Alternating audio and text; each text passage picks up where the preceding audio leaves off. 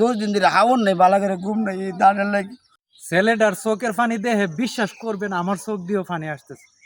মানে এত উকুল সায়রে পড়ে গেছে ছেলেটা। এই যে ধানগুলা রাত্রে 1টা বাজে এখানে আনছে।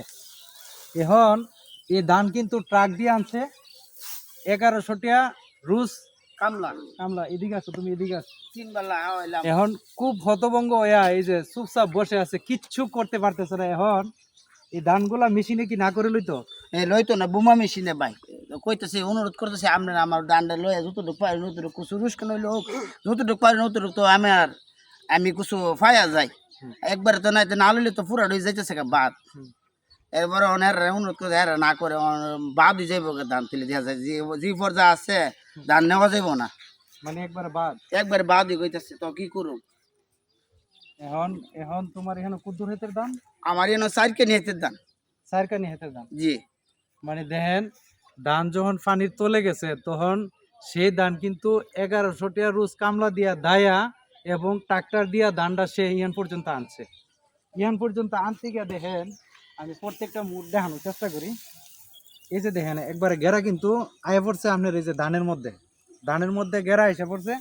এখন এই ধানের ডুকাগুলা যে নরম হয়ে গেছে, এই ধানের ডুকাগুলা নরম হয়ে যাওয়ার কারণে এখন মেশিনে ফেসকাইব, মানে অর্থাৎ বোমা মেশিন দিয়েও ধানটা লইতে পারবো না।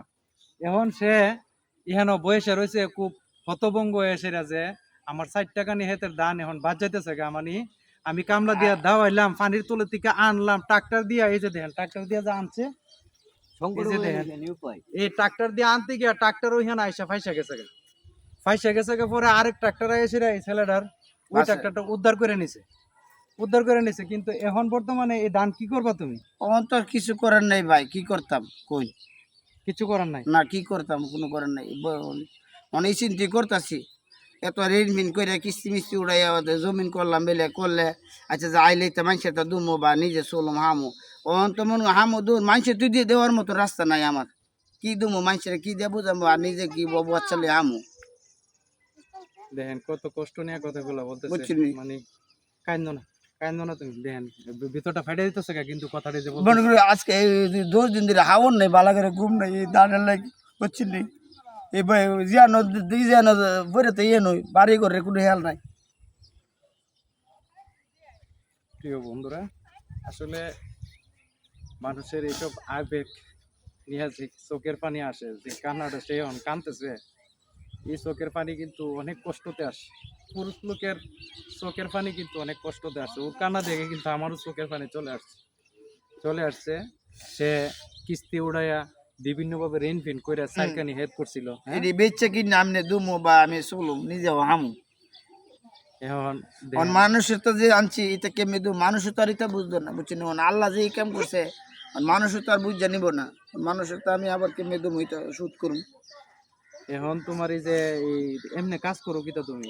আমি এমনি কৃষি মিশি কাম করি, তেমন ফার্স্ট পিসের কাম করি, ইট বালু টানি, মনে করেন এই হেড টেড যাই, যে সময় যে কর্ম পাই এই কর্ম করি আমি চলি বউ বাচ্চা নিয়ে আমার।